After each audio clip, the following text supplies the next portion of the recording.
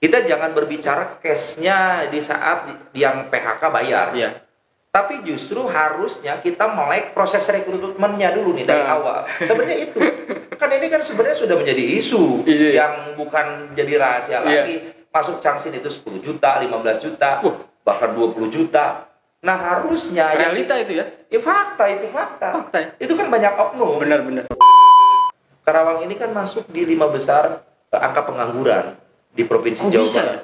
Ya justru itu kan pabriknya terbanyak, UMK terbesar. Betul. Tapi pengangguran terbanyak. Pengangguran 5 terbesar di Provinsi Jawa Barat.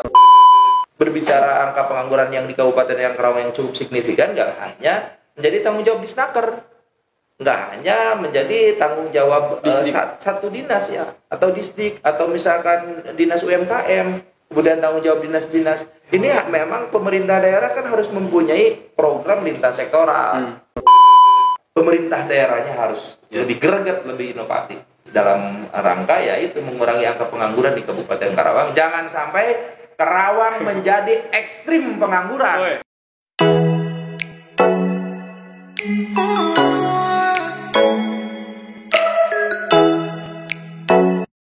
Kembali lagi bareng saya Iga Nugraha Susanto di kanal YouTube Alexa Podcast. Nah, di depan saya sudah ada tamu istimewa nih.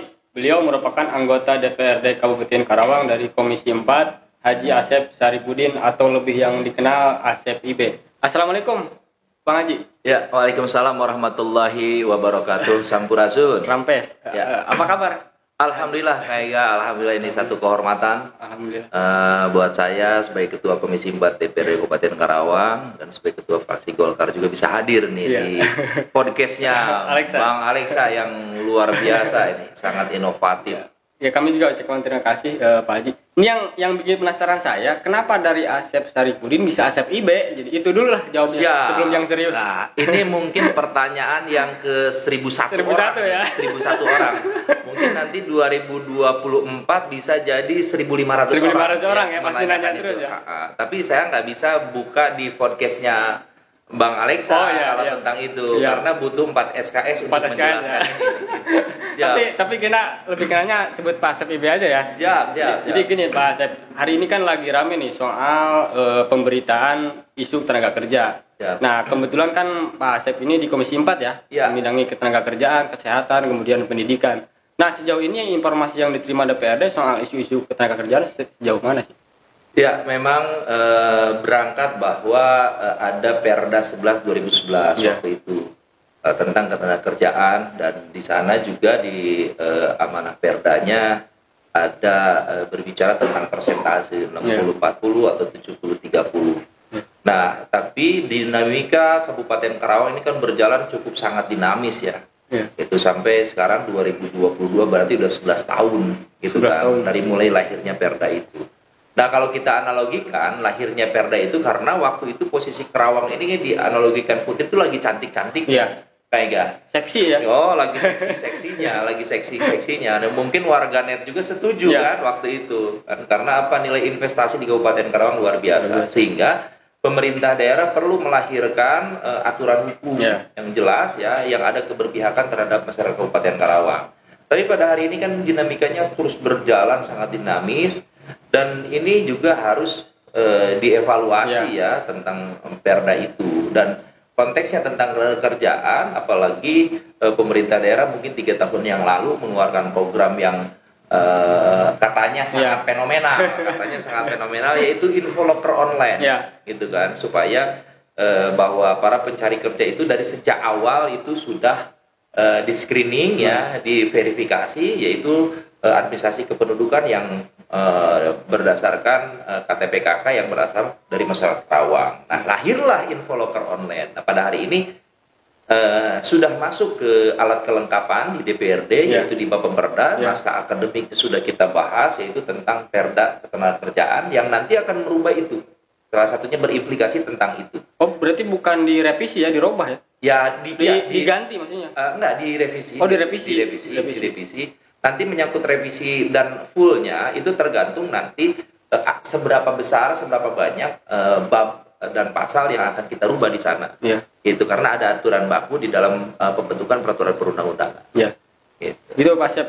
isu-isu pengangguran ini kan berita yang nggak ada habisnya ya. Betul. Bahkan kalau saya lihat jadi modal tuh bagi calon bupati, bahkan calon anggota DPRD itu jadi modal buat kampanye akan kita selesaikan pengangguran kalau saya jadi bupati.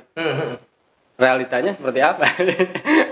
Sebenarnya gimana ya? Jadi kalau hanya sekedar kita bermain di mindset tentang ketenagakerjaan, bahwa berbicara ketenagakerjaan di sektor formal, saya rasa bupati siapapun nggak akan bisa mengeluarkan solusi terbaik.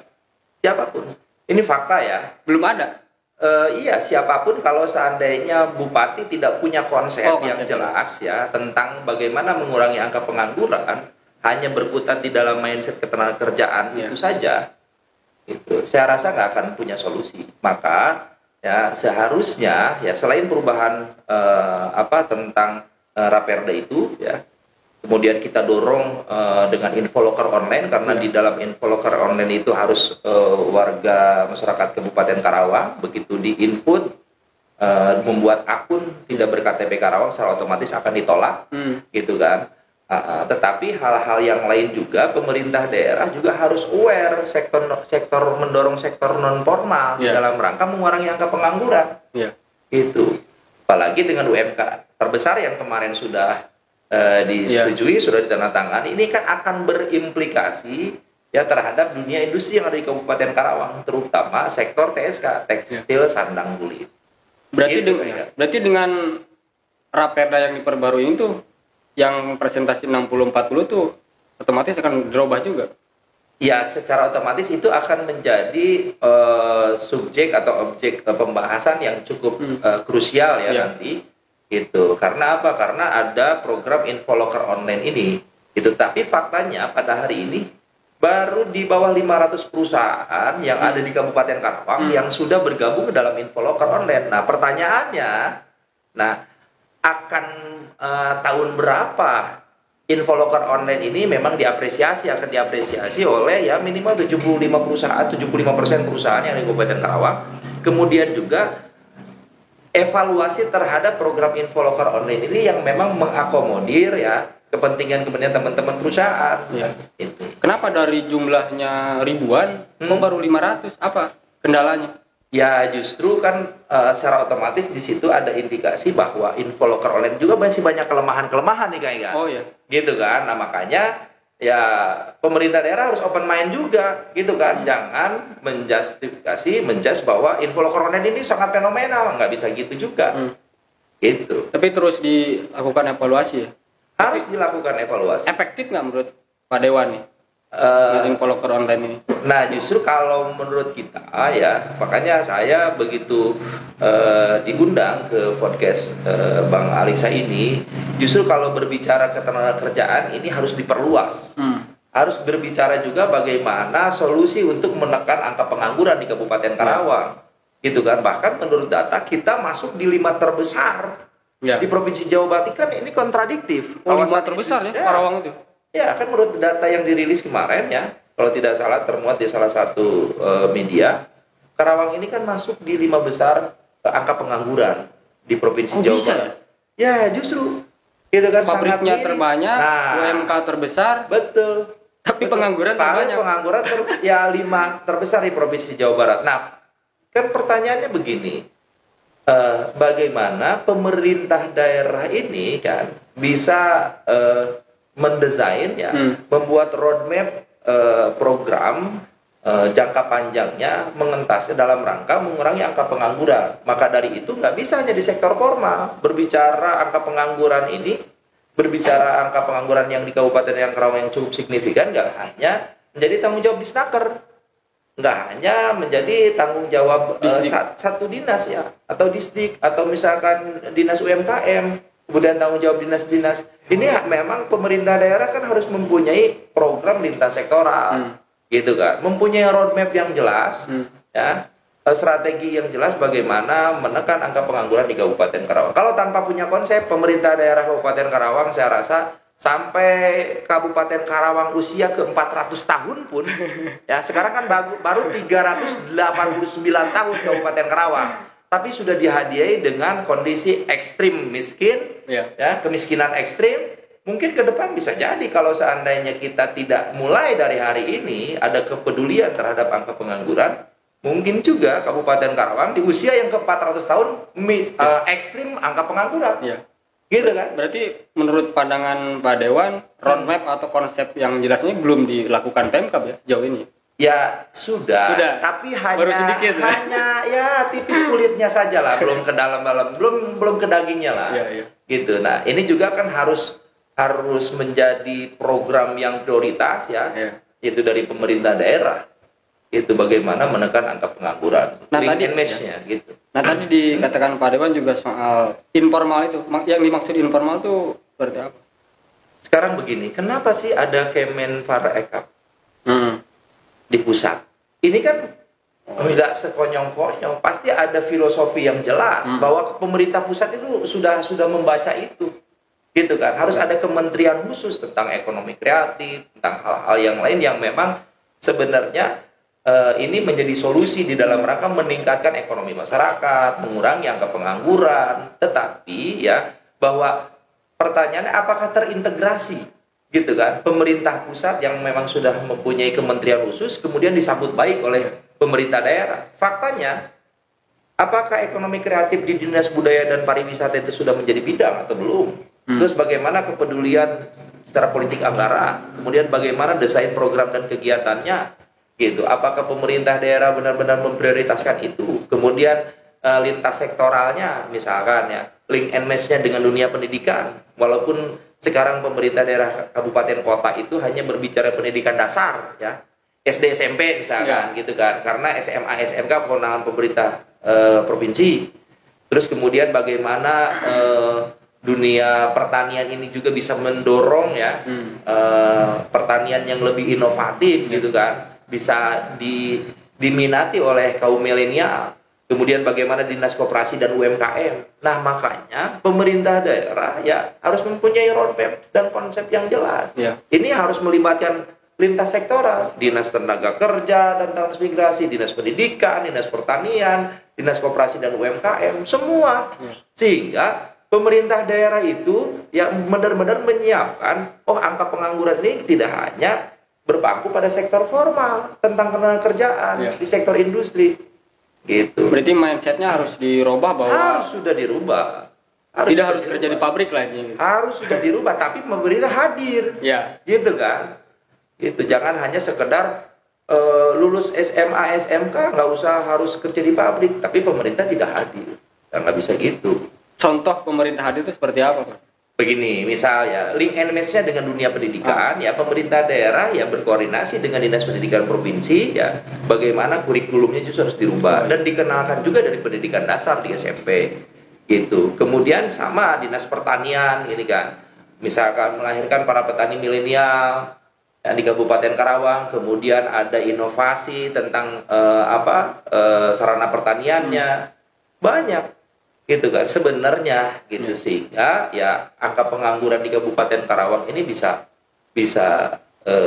dikurangi ya. Yang paling miris lagi kalau seandainya sudah di atas 25 tahun, kemudian dia putus kerja di perusahaan, gitu kan, untuk masuk lagi susah kan ya. Faktor usia ya. Faktor usia, apalagi perempuan, gitu kan. Sekarang untuk di perempuan yang banyak itu kan di tekstil. Sekarang mana? Sunggon sudah pindah, gitu kan. Kemudian DSI sudah pindah. Yang terbaru Changsin melakukan PHK 1.000 lebih, gitu kan. Kemudian mungkin pabrik sepatu tuh Densus juga sama. Saya dengar juga akan bergeser. Ini kan miris, gitu. Kalau pemerintah daerah tidak menyiapkan konsep dari sekarang, tidak hanya miskin ekstrim, tapi mungkin angka pengangguran ekstrim di Kabupaten Karawang. Itu kayaknya. Ini Pak Dewan. Faktor lain penyebab banyak perusahaan tidak merekrut tenaga kerja lokal tuh di Karawang apa ya? Atau memang tidak kesiapan SDM kita di Karawang? Atau memang tadi yang roadmap pemerintah itu tidak siapkan dengan matang? Gitu? Sebenarnya SDM-nya. Gitu. Kalau berbicara kenapa sih pihak swasta tidak merekrut tenaga kerja dari Karawang, ini memang cukup complicated. Banyak faktor yang mempengaruhi. Banyak faktor. Itu kadang-kadang mereka buka misalkan di luar gitu kan, di luar Karawang untuk melakukan rekrutmennya, misalkan di SMA SMK di luar Karawang gitu kan. Kemudian juga mungkin ya ada keterlibatan dari internal di manajemen perusahaan itu sendiri gitu kan, karena membuka link di luar banyak. Terus atau kadang-kadang misal 1-2 orang yang tidak disiplin gitu kan, tenaga kerja asal Karawang kemudian dijustifikasi seolah-olah Karawang itu seperti itu ya, seolah-olah ya itu tidak disiplin lah, secara attitude-nya kurang lah, atau kompetensinya lah. Nah, tetapi poinnya bukan menyalahkan gitu kan, tapi poinnya bahwa pemerintah daerah ya harus menyiapkan calon tenaga kerja yang kompeten gitu kan, baik secara keilmuannya, pengetahuannya, ataupun secara moral, etikanya gitu. Tapi menurut pandangan Pak Ibe nih, sebenarnya benar sulit atau memang pekerjaannya ada, memang kitanya yang nggak mau nyari atau seperti apa ya? Karena urusan pengangguran tenaga kerja ini nggak ada hentinya, rame terus gitu setiap tahun. Ya makanya begini ya, dengan adanya Infoloker ini kan salah satu upaya makanya ini upaya dari pemerintah ya. Nah, harus didorong nih perusahaan-perusahaan yang harus tergabung di dalam Infoloker, karena di situ ada parameter warga Karawang lah, berKTP Karawang gitu. Kemudian yang kedua juga tadi menyiapkan calon tenaga kerja yang kompeten gitu. Misal di pendidikan SMK atau SMA disertifikasi gitu, disertifikasi oleh badan sertifikasi yang jelas itu, sehingga dia mempunyai kompetensi dasar sebelum masuk ke dunia kerja gitu kan, dengan disertifikasi itu. Nah, kadang-kadang begini, kurikulum di SMA di SMK ke kiri gitu kan, peluang kerja ekspektasi dari dunia perusahaan ke kanan, nggak nyambung, sehingga nggak nyambung. Makanya link and match antara pihak swasta dengan pihak dunia pendidikan juga harus dibangun gitu. Terus ini ada kemungkinan nggak memang sulitnya peluang kerja ini ada ya, karena kalaupun sudah ada tadi Infoloker online ya, tapi kalau yang saya dengar bahkan realita ini di lapangan masih adanya oknum-oknum caklo gitu. Masih menurut pandangan gimana? Ya jelas. Masih ada, setuju ya? Jelas, setuju. Gimana pendapatnya? Real, itu fakta gitu. Ya makanya ini nggak bisa juga kita menyalahkan satu sisi. Ini justru harus ada partisipasi dari masyarakat, kemudian pemerintah daerahnya juga terus bergerak, bagaimana terus hadir untuk mengurangi angka pengangguran gitu, baik sektor formal ataupun non formal, dan partisipasi masyarakat itu jangan sampai justru mereka sendiri yang melakukan praktek-praktek itu kan, praktek percaloan kan, warga pribuminya gitu, mengatasnamakan ABC gitu, lembaga kan.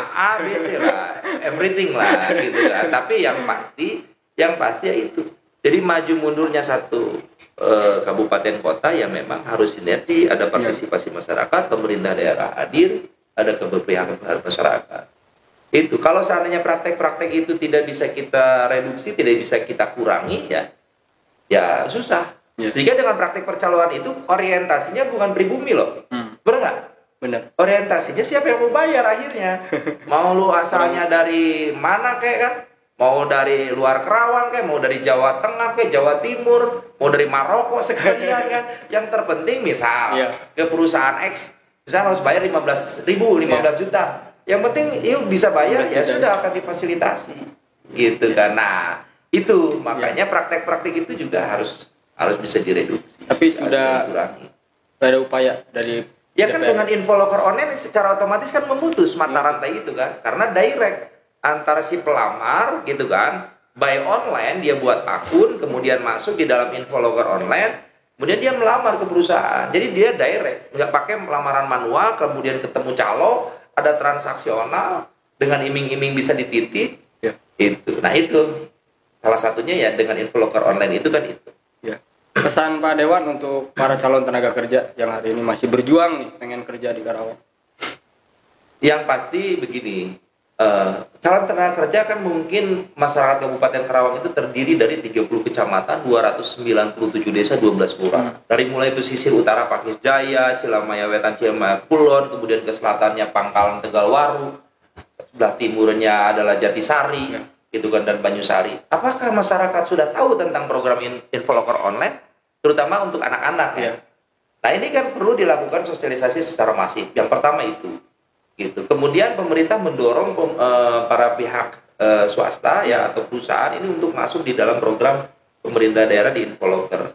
Nah sehingga kalau seandainya masyarakat sudah tahu secara otomatis ya, yang ikut aplikasi ya atau menggunakan Infoloker, terutama calon tenaga kerja, ini kan sampai ke pesisir utara, kemudian timur juga pada tahu. Nah kemudian yang kedua, yang mendorong di dunia pendidikan juga ini harus sudah berbasis kompetensi, kemudian calon tenaga kerjanya itu disertifikasi di dunia pendidikan, gitu. Atau misalkan ya pemerintah daerah juga dengan program BLK-nya hanya jangan orientasinya jumlah orang yang ikut, tapi bagaimana hasil BLK yang sektor formal dan non formal ini kan bisa ya mempunyai kompetensi lah, mempunyai kompetensi yang siap untuk masuk ke dunia kerja. Begitu kayaknya. Saya tadi lupa nanya nih. Jadi beberapa hari lalu kita juga kedatangan anggota DPRD juga sih. Oh siap. Kemudian korban. Jadi di salah satu pabrik kita sebut aja PT Changsin lah ya. Jadi Pak Dewan juga Pak Asep mungkin sempat dengar ya. Dan ikut kejadian kemarin di Snaker juga ikut. Ya soal itu. Nah itu pandangannya seperti apa sih? Udah begini, udah mau masuk kerjanya katanya bayar juga, tuh mau keluar bayar juga. Ya. Masih ada fenomena seperti itu ya? Ya justru saya sih begini ya, menyikapi hal itu justru sebenarnya saya justru harusnya ditarik mundur nih. Kita jangan berbicara case-nya di saat yang PHK bayar. Tapi justru harusnya kita melek proses rekrutmennya dulu nih dari awal. Sebenarnya itu. Kan ini kan sebenarnya sudah menjadi isu yang bukan jadi rahasia lagi. Masuk Changsin itu 10 juta, 15 juta, bahkan 20 juta. Nah harusnya realita itu ya? Ya fakta itu fakta. Itu kan banyak oknum. Benar-benar. Di sana kan. Nah harusnya di situ dulu yang ditegasinnya. Gitu. Di proses rekrutmen awal. Karena apa? Karena dengan 1.000 lebih yang di PHK, ini kan ada potensi proses rekrutmen baru. Benar nggak? Kalau seandainya misalkan Changsin tetap akan produksi ya, gitu, dan ordernya banyak. Kan ini tidak menutup kemungkinan kan? Dengan 1.000 orang lebih di PHK, ada potensi mereka akan ada rekrutmen baru.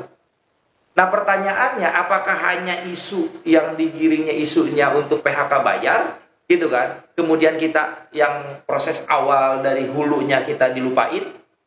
Pertanyaan kan di situ, benar nggak? Iya benar. Misal ini kan kemungkinan tidak menutup kemungkinan awal tahun akan proses rekrutmen. Nah apakah ada proses yang lebih ketat? Di situ dilakukan oleh pemerintah daerah, dilakukan oleh Changsin. Tapi konteksnya dengan kemarin yang menjadi viral proses PHK, kemudian ada pungutan lah dalam tanda kutip ya, proses PHK masalah ada pungutan. Ya saya terutama kita lah, kami di Komisi 4 ya sangat miris dengan kejadian itu. Karena ini kan harusnya kan tidak terjadi. Walaupun mungkin kedengarannya ini simpang siur ada karena ini mah keinginan karyawannya sendiri, karena mungkin sudah jenuh, dia ingin keluar, tapi memang keinginan untuk mendapatkan pesangon gitu kan, sesuai dengan harapan, sehingga didesain nih kan, ada indikasi keterlibatan orang dalam, kemudian ada indikasi keterlibatan misal serikat dan yang lain misal gitu kan. Tapi ini jadi simpang siur. Poinnya bahwa ya proses PHK ya tidak harus ada pungutan.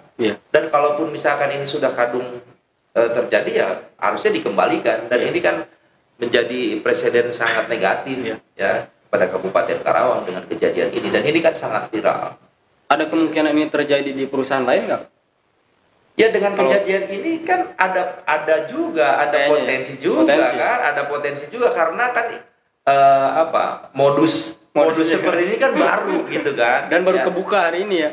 Iya kan baru kebuka hari ini kan, mungkin kan di beberapa perusahaan lain juga kan mungkin ada gitu. Dan ini harusnya ini menjadi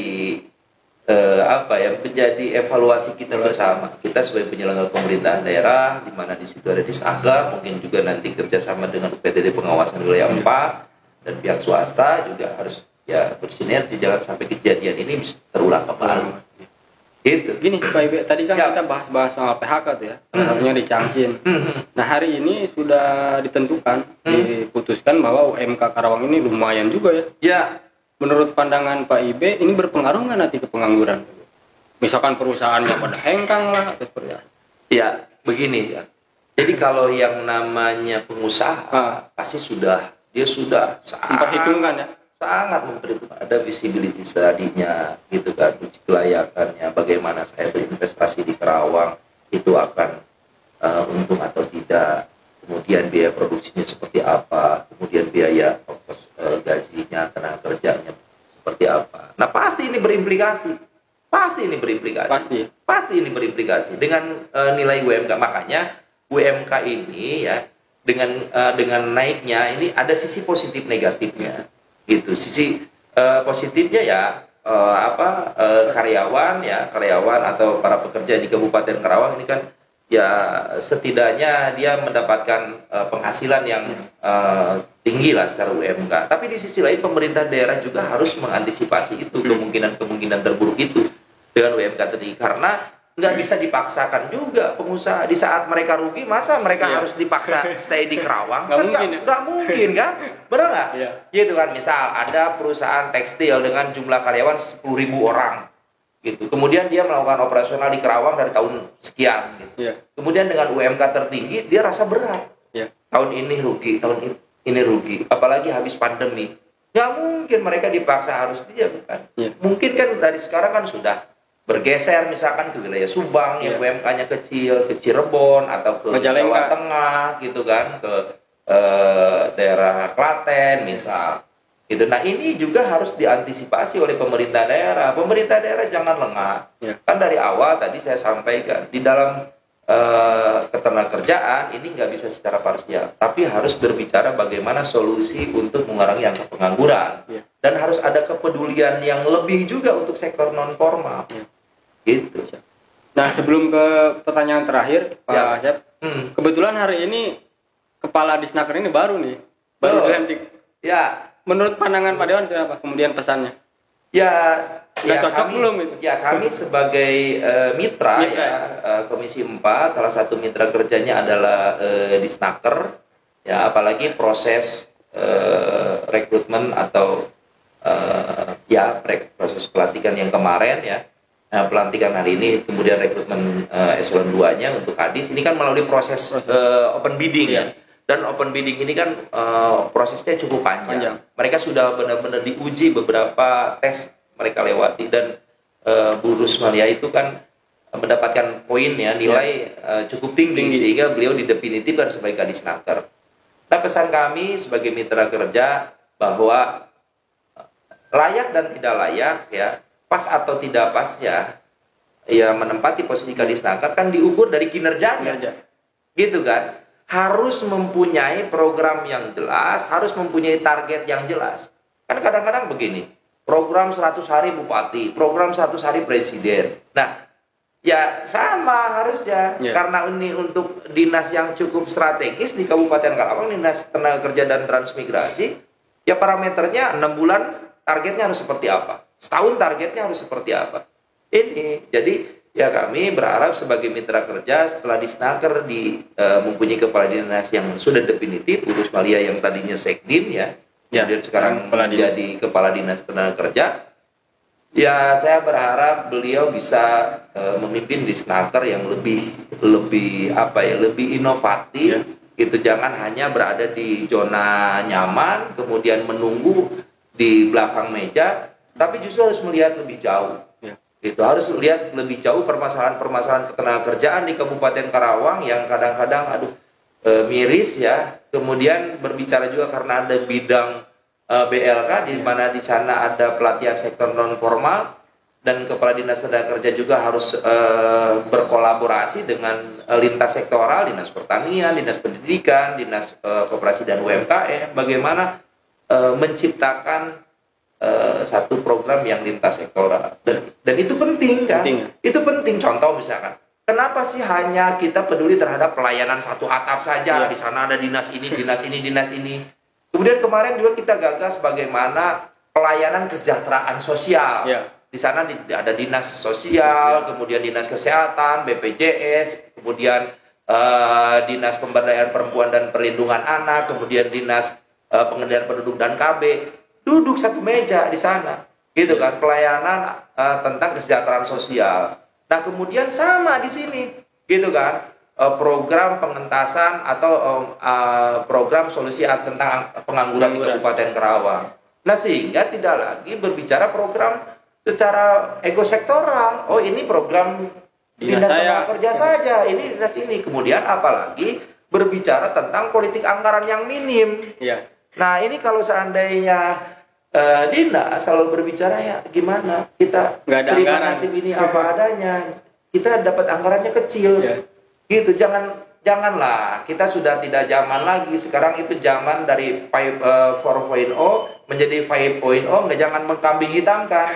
Karena tidak perlu dikambing hitamkan, kambing udah hitam ya? Iya Bang Ega, gitu. Jadi harus lebih open mind, kita harus lebih inovatif, kita harus lebih berakseleratif, gitu. Karena Kabupaten Karawang adalah penyangga ibu kota, dilintasi oleh kereta cepat, Capek 2 dan yang lain, banyak program strategis nasional di Kabupaten Karawang. Pemerintah daerahnya harus lebih greget, lebih inovatif, mencari solusi dalam rangka yaitu mengurangi angka pengangguran di Kabupaten Karawang. Jangan sampai Karawang menjadi ekstrim pengangguran.